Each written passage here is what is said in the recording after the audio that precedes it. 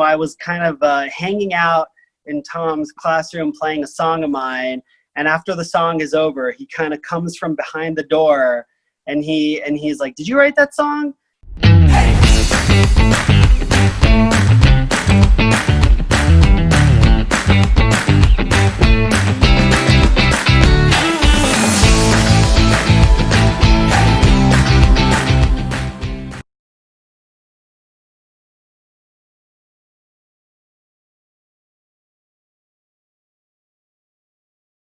Or Matias, thank you for joining me on 20-Minute Leaders. It's actually Matias, and thank you for having me. That's debatable. Okay, so I have the privilege of speaking to my brother now for 20 minutes, one of the most incredibly talented musicians that I have ever met and will ever meet in my life. Musical director of Broadway, Juilliard, NYU for musical theater, and now you're lecturing at a university. What are you doing? Just give me a little bit of a rundown. These days, I'm staying home and washing my hands, as I hope all of your viewers are. But yeah, it's been quite a ride. I mean, like you mentioned, I've kind of run the gamut from being in classical music for many years to then working with rock bands and pop bands, and then kind of finding myself at the heart of this musical theater scene in New York, and now have the privilege of teaching at Manhattan School of Music, which has been so rewarding. And it's been kind of a wild trajectory figuring out how to navigate all of these musical interests that I have, and kind of keeping things fresh, and really trying to trust my instincts in terms of, letting the road kind of take me between these various paths, and figuring out how to just learn the most from the musical legends around me, I think. Definitely. So I mean, coming from the tech world and entrepreneurship world, the paths for a computer scientist or an entrepreneur are somewhat clear. You get into a good university, or in Israel, you go to a good tech unit, you start programming from an early age, and then you work as a software engineer and so on and so on. How does it work in music? So what do you have to do to get to the level of being on Broadway as a musician, now as a composer, and being one of the top pianists in the world? God, that's really a kind of $1 million question, and I think it's like the first question that I get asked by, these incredibly talented young people who make their way to the city and get started and want to know what the path is like. And I think the truth is, there's this like known kind of phrase or adage, which is you have to be at the right place at the right time. But I think a lot of it is just like being in as many places during as many times as possible. And I think that for me, it was really making sure that I wasn't pigeonholing myself to one very, very specific either style or form of performance, or kind of idea of what I wanted to pursue in front of me. It was really just figuring out how to really finesse the things that sounded interesting to me. And I can be a little bit more specific. So Yeah. I grew up writing songs and being inspired by a lot of Israeli songwriters and American songwriters, and thinking that I wanted to be a songwriter. And so I, spent my formative teenage years writing as many songs as I possibly could, and I still listen to them, yeah. learning from, the great songwriters who I was inspired by their work. And so I did that for many years. And then weirdly, when I was 16 and was living in Palo Alto, kind of found myself really immersed with the dream of pursuing classical music to the highest level. So then I started practicing for hours a day and really taking that seriously, and found myself at Juilliard, and did that Wait, for wait, wait. many. So back up. What does it mean to practice for hours a day? Paint me a picture, because most people don't get to experience what I've experienced growing up, having a brother that's all day next to the piano and just doing scales on top of scales on top of scales. Give me the rundown. What is it like? Yeah, so it's a great question, and it's something that I have to admit, even for myself, I came to it a little bit later than a lot of my Juilliard peers who had kind of been doing it since they were kids. But for me, like a daily routine, like you're saying, would often consist of starting the day with an hour of scales or technical exercises. And that's something that for me was really kind of the gateway into the practice day. It's warming up the hands and stretching the boundaries of what was possible physically at the instrument, working on things like dexterity, working on things like precision and making sure that all the fingers were even in terms of the way they were approaching the piano. So that's like, you know, that's a very like kind of methodical, technical form of practice. And then you can really, in terms of how those hours are spent, it's kind of amazing, because when you look at the idea of working on a piece of music, you know, there's the technical element of being able to perform it. So if you think of even pieces that, you know, people have heard of, like Rachmaninoff concertos, right? So there's the Yeah. element of being able to play the notes, which in and of itself is an enormous task and takes hundreds of hours in order to finesse. But then there's also Yeah. the element of the musical work, which is the question of exactly how you're executing each phrase. And that toy, And the emotions you're putting into it. Right. exactly. And that is endless. And it's all about the relationship between how much control you have in a technical level in order to execute the ideas that you have on a musical level. And so that's the relationship that you work on during the practice session. But you actually went, you know, you look at sports and you look at, let's say, soccer, you have some of the inevitable injuries that people have throughout their career. You had some similar injuries, but from a musical perspective, right? Yeah. I mean, I remember your hands and and your back and everything. Yeah, it was so the kind of the crazy twist to like kind of the arc that my story took is that after all these, you know, years of really practicing and getting into Juilliard and feeling so excited, I found myself there. And during my freshman year, I was so eager to prove myself that I was practicing tenfold and sometimes spending 12 hours a day in the practice room. Wow. And a few months into my very first year, I started feeling these tingles around my right arm. And it kind of went from 0 to 60 in a matter of days, and found myself with crippling tendonitis, and actually had to Wow. stop playing the piano for about 6 months. I went back, I was seeing this physiotherapist who would allow me to practice for 5 minutes a day. And Oh so there my was this God. crazy moment where I was in this like epicenter of like the greatest musical institution in the world, and everybody around me kind of leaping in strides, and I was able to touch the piano for 5 minutes a day. It was a very, very challenging, to say the least, period in my life.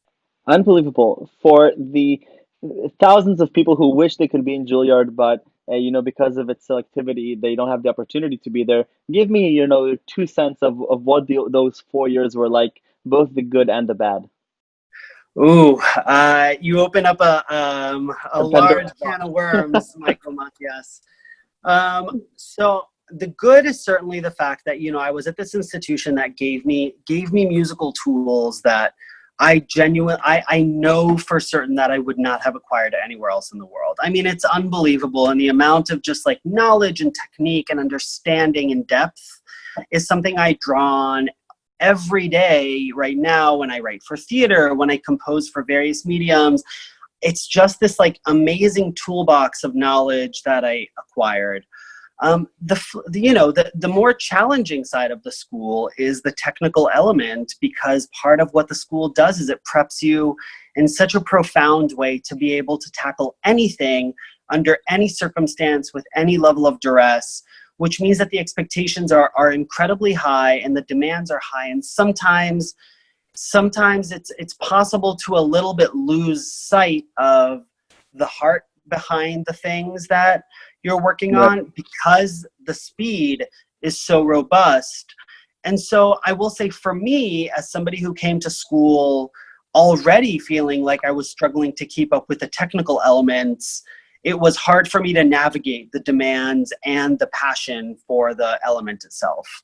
No, and I'm sure that that with all of that, you also have the huge competitive nature of any selective place where you're competing at the end over slots.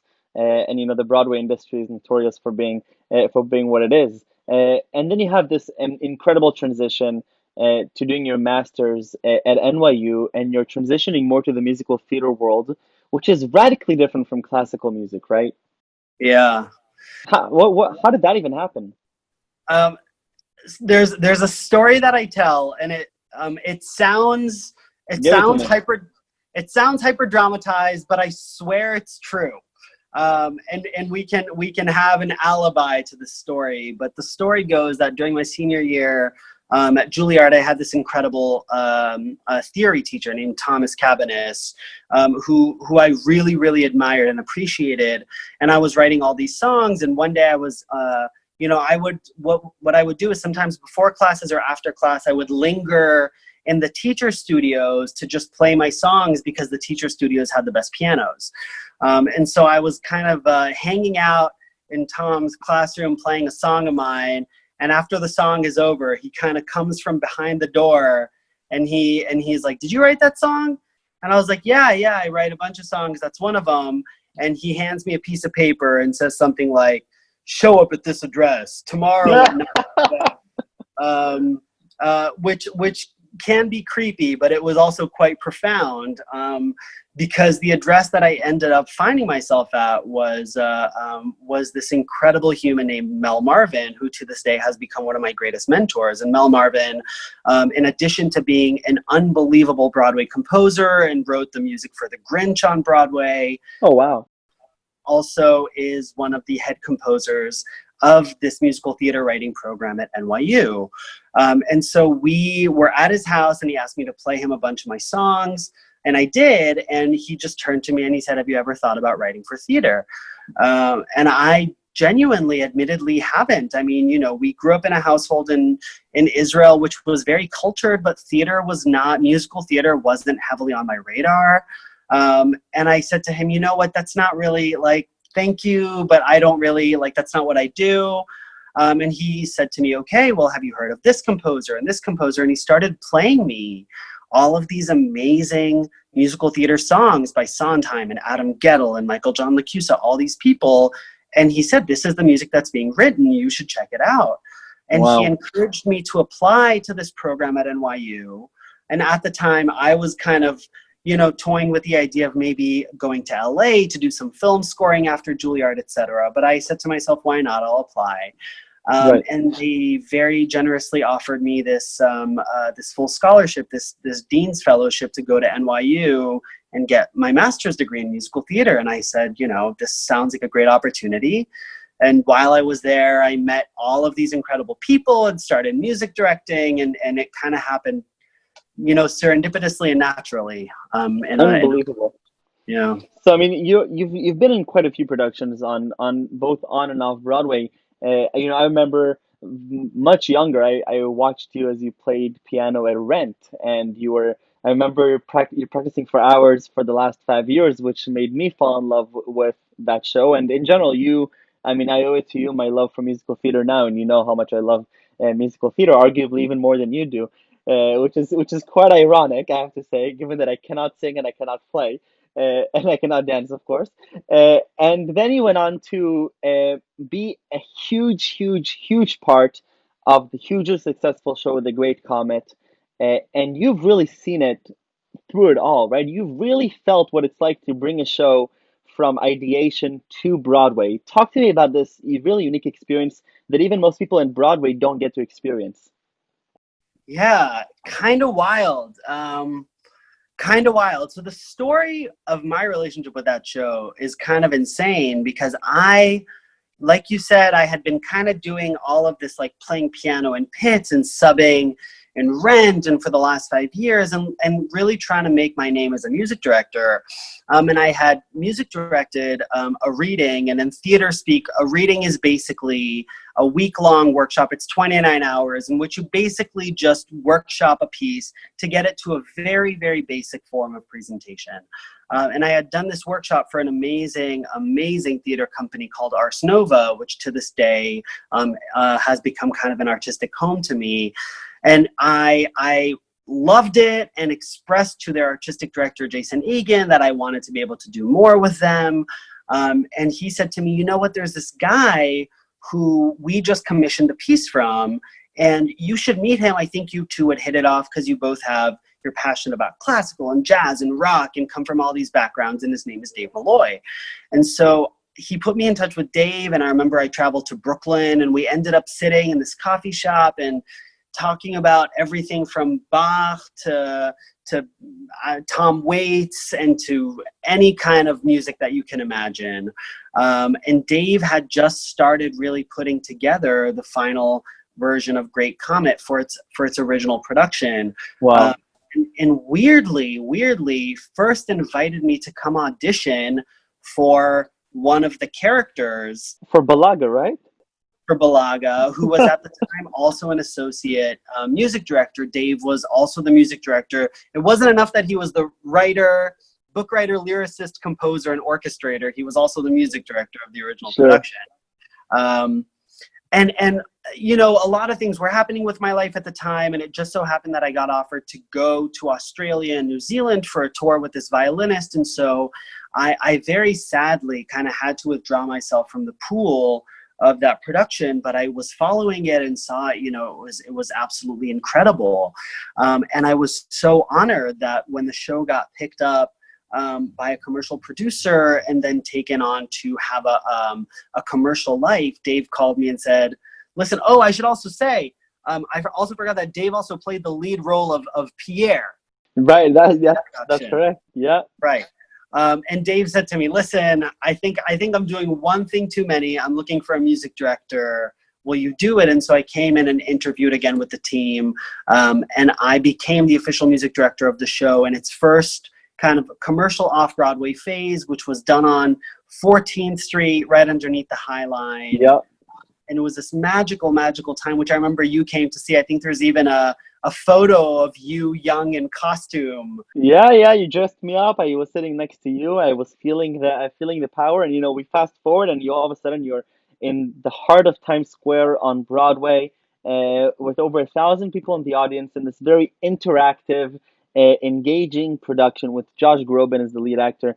And you know, I every time I still see the Good Morning America snippet of where you guys are performing, it just puts a smile on my face. And all my friends who love musical theater, they just can't stop raving about the Great Comet and the work that he did there. It was just so incredible. But you're not just a musical director, because you also were nominated for an award for being an actor, acting as Rachmaninov. So funny that you're mentioning him throughout this, because you're actually playing Rachmaninov in the Lincoln at the Lincoln Center, right? Yeah, so Dave, who wrote Great Comet, wrote this incredible piece called Preludes, which was about specifically about a period in Rachmaninoff's life when he suffered from writer's block. And I had the distinct privilege of playing in the show. There were two of us playing Rachmaninoff. I played the pianist version of him, and my wonderful friend Gabriel Ebert played the kind of troubled Yeah. composer writer's block. And yeah, I had the honor of being nominated for a Lucille Artel Award for that performance, and that piece really had my heart. I loved working on that so very much. Incredible. But your true passion after all of this and with all of this, so you've already accomplished more than, like, you know, the top 99.9 percentile of musicians could accomplish, yet your heart lies at composition and artistically exploring your inner life. And the music that you're creating is very different. It has a lot of, right, jazz to it. It has a lot of different musical styling to it. Tell me a little bit about what is composing to you. Yeah, so like I mentioned, I mean, this all began with me as a kid wanting to write songs. I mean, I think, you know, one of Yep. the big sounds that was in our house growing up, and we contributed this to, I think, mostly to our father, was CDs of Yoni Rechter and his wonderful Israeli songwriter, and Mati Kaspi, and those were kind of like these two titans playing in our house. And I remember hearing their music, which is infused with, you know, for Mati Kaspi, it's like Brazilian rhythms, and for Yoni Rechter, it's American jazz, and it's these Sure. amazing harmonies with soulful melodies. And that's exactly the kind of stuff that I love doing so much and have wanted to pursue my whole life doing. And now I'm finally, you know, I'm 32 and finally like taking the time to say, all right, I've done all that like really incredible work facilitating other people's writing, and now it's time to go back and invest in my own. And so I wrote this musical called The Wave, which is based on this really kind of harrowing experiment in which a teacher turned a whole high school into this fascist movement in the 60s. Right. And I've been, you know, developing it for a few years with my fiance, Chloe Treat, who I know that you also interviewed. And we finally this year are getting a world premiere production of it in Austria, in Linz. I mean, you know, knock on wood, God willing. World tour? So a world premiere of this musical in Linz, Austria, God willing. If let's just hope the world starts healing as quickly as Definitely. possible. But It's just incredible. So we're almost at 20 minutes, but I do have to ask you the most important question. I need three words that best describe you, or as somebody that you worked with would describe you as. um, I'd say okay, passionate. Um, uh, I'd say like hardworking or diligent, and earnest. Ernest. Okay, explain that for a second. I feel like I really believe in just like putting my heart out, like just being a true self. I try to, especially in my work, to not put up facades. When I write music, I try to let it be kind of the most honest and earnest side of me, and sometimes just to allow myself to be vulnerable, even if not everybody responds to it, but to present myself in kind of the purest form possible. I love it. Oh, Achi, toda raba raba. This was Thank you, amazing. brother Michael.